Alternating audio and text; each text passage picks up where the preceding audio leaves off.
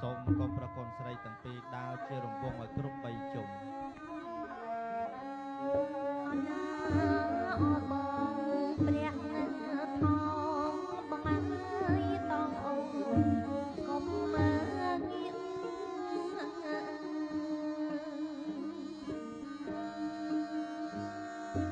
អូនកូនស្ដេចនាងនៅឋានភុជង្គ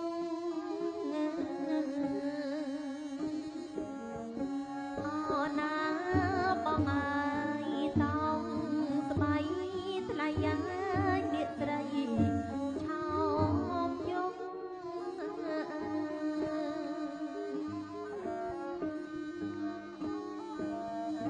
ដល់ឋានភុជង្គដាំងតែនសាយណា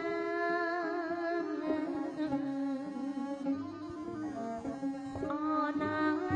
បងអើយ